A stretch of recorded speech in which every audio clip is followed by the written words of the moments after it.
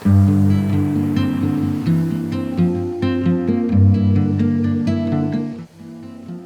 manusia dalam berbudaya tak lepas dari pola pemikiran dan buah karya hasil pemikiran tersebut.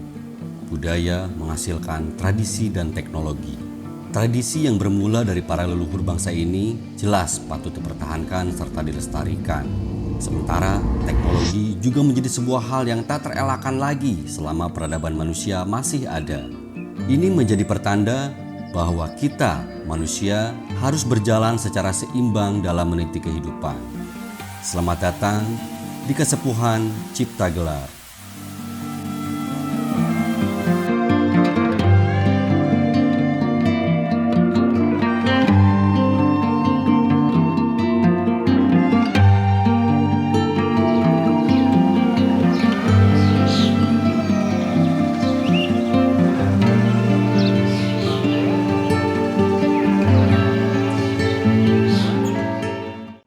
Terletak di pelosok kaki Gunung Halimun, sebuah tatanan komunitas adat telah bertahan dan berdiri sejak 654 tahun yang lalu. Tepatnya di Kampung Sukamulya, Desa Sirna Resmi, Kecamatan Cisolok, Kabupaten Sukabumi. Secara turun-temurun, tradisi adat tetap dipegang teguh hingga saat ini, mengusung konsep ketahanan pangan berbasis teknologi leluhur atau karuhun. Komunitas ini telah berkembang menjadi sebuah koloni yang mandiri secara tatanan adat dan teknologi. Keteguhan mereka dalam menjalankan tatanan kasepuhan dari leluhur tak membuat mereka alergi terhadap perkembangan zaman dan juga teknologi. Bahkan berkat ketergantungan alam sekitar, mereka mampu menciptakan beberapa teknologi untuk keberlangsungan hidup mereka. Seperti Jiga TV, sebuah saluran televisi lokal yang diciptakan oleh Abah Ugi selaku pimpinan adat Kasepuhan Cipta Gelar sejak tahun 2008. Jiga TV Kasepuhan Cipta Gelar menayangkan berbagai tayangan keseharian masyarakat Cipta Gelar untuk dinikmati oleh seluruh masyarakatnya. Bahkan saat ini juga tak ketinggalan dengan program pemerintah yang mengalihkan siaran televisi di tanah air menjadi digital. Jadi Jiga TV ini adalah satu lahir sebagai bagian dari tidak lepasnya konsep Kasepuhan menggelarkan tatanan leluhur lewat audio dan video yang ditampilkan. Kalau ngomong televisi hari ini, betul, kita taunya sudah besar. Televisi itu sudah taunya sudah ada dalam tayangan aja. Betul. Bagaimana studionya? Kalau lihat bangunannya seperti halnya yang established hari ini, kita lihat ke Jakarta di satu stasiun radio, gedungnya saja sudah sangat besar. Tim pekerjanya saja sudah sangat banyak. Ada tim pencari berita, tim pembuat film, kreatif, segala macam. Tim kreatifnya banyak kan gitu. Sebetulnya cara kerjanya bagaimana? Ini adalah satu sampling di mana ini ya. Ini satu sampling. Ada playlist, ada player yang memutarkan hasil dokumentasi itu dimasukkan ke sini, baik dari kamera langsung atau kamera dikoneksikan dengan wifi misal kalau hari ini, atau dari handphone dimasukkan, dikoneksikan, kemudian itu langsung dikaitkan dengan player yang ada di sini.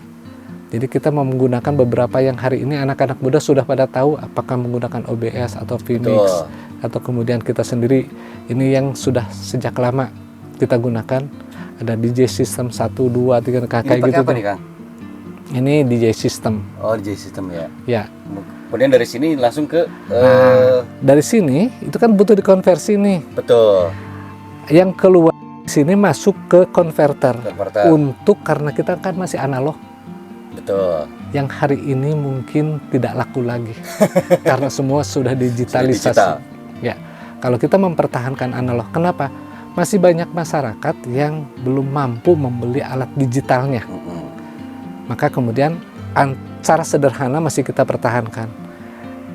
Konverter audio video dan kemudian itu diatur ulang oleh satu alat di atas untuk kecerahan cahaya dan kemudian berhubungan dengan levelitas audio yang harus dikeluarkan, ditransmit, disambungkan dengan kabel, dan itu antenanya yang di luar. Betul. Dipancarkan. Dan ini kalau tidak salah kecil sekali, cuma 3 watt saja. 3 watt? Seriusan? 3 watt saja. Dan itu 10 kilo sudah bisa terjangkau dengan Jangkauannya sampai 10 kilo ya? mungkin lebih. Dan itu dirasakan oleh berapa user tuh atau pengguna? Sekitar 700-an kepala keluarga 700 rumah.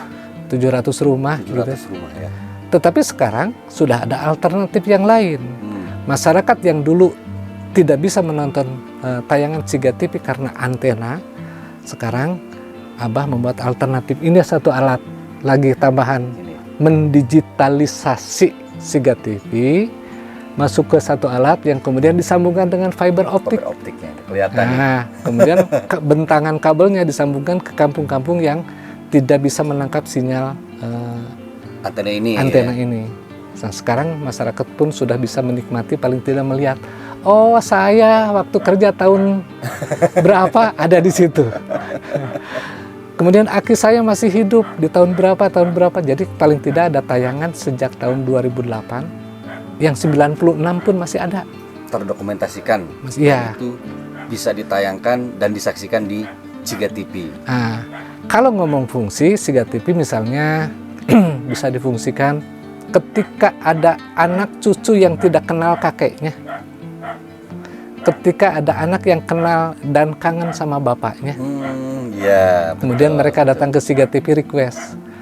Tolong puterin waktu bapak saya kerja di turbin. bisa request ya? Bisa request. Itu Kelebihan interaksinya. Siga TV ya. Interaksinya seperti itu. Dan kemudian juga bisa.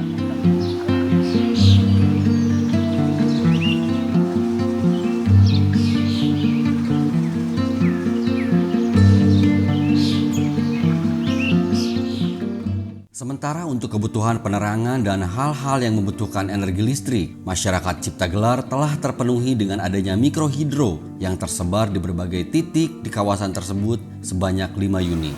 Berawal di tahun 80-an, pimpinan adat sebelumnya bercita-cita untuk memberikan penerangan listrik pada masyarakat Ciptagelar dengan membuat mikrohidro manual dari kincir kayu yang memanfaatkan aliran sungai Cibareno. Hingga di tahun 1996, pembuatan mikrohidro berskala besar dilaksanakan dengan melibatkan tenaga gotong royong masyarakat sebanyak hampir 2.000 orang. Yang akhirnya sampai sekarang telah berhasil menerangi sebanyak 1.500 lebih rumah di Kesepuhan Ciptagelar. Dari obrolan saya sebelumnya dengan Kang Yoyo, itu selain mengembangkan untuk komunikasi, juga untuk teknologi kelistrikan itu mandiri. Betul. Bisa diceritain, Mbak? Jadi sebetulnya kalau Abah dulu meneruskan apa yang menjadi cita-cita almarhum ayah Abah. Almarhum ayah Abah kan ngembangin waktu dulu itu teknologi listrik. Ya salah satunya kita memanfaatkan energi yang ada di kampung Abah di sini. Ya salah satunya kita ada air. Jadi ya kita waktu itu almarhum ayah Abah membuat satu mikrohidro karena kita jauh dari PLN nih. Ngajuin ke PLN jauh bah, ke kampung Abah makanya susah, makanya ya mikirin cara lain lah, jadi banyak jalan menuju Roma katanya. Makanya salah satunya almarhum ayah Abah tahun 1988 pertama kali membuat mikrohidro sendiri. Itu pakai kincir kayu waktu itu. Kincir kayu ya? Kincir kayu. Dan itu berhasil menyalakan satu kampung, 66 rumah waktu itu. Tahun 88, Abah masih kecil, baru umur 3 tahun waktu itu. Dari situ dikembangkan lagi sama almarhum ayah Abah, membuat di sini itu tahun 1996. 96 itu ngebangun pertama kali mikrohidro yang emang agak besar, yang awalnya untuk menerangi 66 rumah, sekarang bisa menerangi 1.450 rumah. 1.450 rumah. Itu besaran wattnya kira-kira berapa dayanya satu rumah? Dayanya kebetulan kan kita nggak satu mikrohidro aja. Itu waktu itu kita bangun pertama kali almarhum membangun itu sekitar 60 kVA. Dibantu dengan teman-teman dari kota, ada beberapa yayasan, salah satunya Yayasan IBK yang membuat desain dan sebagainya, dan kita gotong royong untuk pembangunan mikrohidronya waktu itu, dan berhasil membangun. Sekarang mungkin dari tahun 96 sampai sekarang itu kita udah punya sekitar 5 pembangkit listrik. 5 pembangkit listrik. Ya, itu Luar biasa. rata-rata kalau kita rata-ratain semua sekitar 40 kVA 40 kVA. per mikrohidro. Ada sungai di Abah di sini, ada 2 sungai itu yang menjadi tolak ukur untuk air. Itu salah satunya ada Cisono sama ada Cibareno. Dan itu sumber air yang sangat melimpah untuk di Abah. Makanya kita bendung dan itu bisa membangun di daerah Abah di sini itu sekitar 4 mikrohidro yang besar dan 2 mikrohidro yang kecil-kecil. Dan ada satu lagi yang besar itu di daerah Cipta Rasa. Dan itu semua untuk warga kita menggunakan listrik yang ada di alam. Jadi ya kita merawat hutan, menghasilkan air, dapat listrik, dapat juga sawah buat pengairan dan sebagainya. Iya, benar. Jadi ya manfaatnya ya dari sini-sini aja.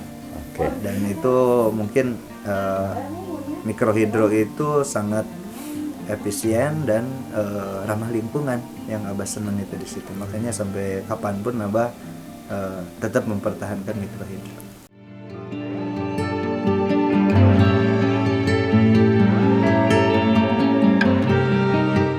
Kemampuan dan keinginan para leluhur dalam menggelarkan tatanan adat yang berujung pada pengenalan serta pendidikan teknologi oleh pimpinan adat sekarang ini telah menjadikan Kasepuhan Cipta Gelar menggelarkan sebuah pendidikan adat yang bernama Ciga Sakola. Ciga Sakola bertujuan untuk mendidik para generasi muda dalam membangun tatanan adat yang penuh dengan inovasi teknologi. Salah satu programnya adalah pelatihan coding, programming, serta elektronika dan juga bermusik. Hasilnya adalah terbentuknya jaringan internet secara mandiri yang bisa dinikmati seluruh masyarakat Kasepuhan Cipta Gelar. Hal ini juga terlaksana karena secara tata letak geografis, banyak penyedia layanan internet yang tidak bisa menjangkaunya. Untuk bisa menikmati layanan internet lokal tersebut, masyarakat hanya dikenakan tarif Rp10.000 untuk voucher internet. Dan saya juga tadi melihat ada orang bertransaksi untuk beli voucher. Saya pikir beli voucher pulsa HP atau apa, ternyata itu internet ya. Internet, betul. Jadi Di ya tengah hutan. ada salah satunya kita mengembangkan salah satu jaringan yang ada di Kasepuhan, karena ya Abah dulu kan ke Telkomsel susah, ke Indosat susah waktu itu. Kalau sekarang kan udah banyak ya tower-tower yang ada di Abah di sini. Ada Telkomsel, ada XL. Dan Abah juga mengembangkan karena di wilayah Abah di sini itu enggak hanya Kampung Cipta Gelar aja. Kita Cipta Gelar itu sebagai pusat masyarakat adat, pimpinannya Abah. Dan Abah punya di bawah Abah itu ada kurang lebih 280 kampung yang induk ke Abah. Ada berbagai desa, itu ada di 3 kabupaten, ada di Bogor, ada di Sukabumi, ada di Lebak, Banten. Semua itu kan sama juga di kampung-kampung Abah, blank spot semua, nggak ada sinyal juga, ada tek-tek bengek. Kalau ngajuin lagi tower Telkomsel kan sulitnya minta ampun kayak Abah dulu. Makanya ya gimana caranya kita membangun jaringan sendiri. Ya salah satunya ada dari teman Abah ngobrolin, "Bah, kenapa nggak dibangun jaringan sendiri buat Abah di sini?" Iya ya, gitu, nggak kepikiran ke sana. Ya pas digali-gali sama teman Abah, diajarin tek-tek bengek kenaan dunia internet. Nah, kebetulan Abah tertarik di situ dan sampai sekarang Abah belajar di dunia internet itu. Namanya apa, Bah? Ada satu perusahaan namanya ISP, Internet Service Provider, dan itu bisa dikelola oleh swasta. Makanya Abang ngembangan itu. Kalau itu kan milik kita sendiri, hasilnya buat warga juga kan, dibalikan lagi untuk ke warga. Kalau kita beli voucher Telkomsel, ya uangnya berarti ke Telkomsel. Kalau internet yang kita kelola berarti uangnya ke kita juga, balik lagi ke kita. Jadi ya selain itu kan kita mau narik kabel kemanapun, kampung yang ada di kita juga bebas kan, nggak seperti harus ngajuin proposal, tek-tek bengek dan sebagainya, agak ribet lah gitu. Makanya ya kita ngelatih di pelatihan salah satunya Ciga Sakola itu untuk anak-anak belajar kenaan tatanan dunia internet dan gimana caranya menyebar jaringan internet ke pelosok desa dimanapun itu. Kita latih walaupun lulusannya banyaknya S.D gitu. S.D. Ya, SD gitu. Kebanyakan S.D gitu. Kita latih ya, ternyata anak-anak kita pintar-pintar juga kalau kita latih langsung di lapangan. Dan itu kita sekarang ini internet yang Abah kelola itu udah ada di 5 desa. 5 desa. Ya, walaupun cuma satu desanya kita mungkin cuma 20%-nya aja yang kita kelola. Ya, selainnya mah masih belum tercukupi modal yang ada dari kasepuhan. Jadi ya kita ya istilahnya gerilya aja terus pelan-pelan gitu, nikreh lah gitu. Iya. Step by step, sedikit-sedikit gitu. Ya, lama-lama juga besar mudah. Betul. Amin.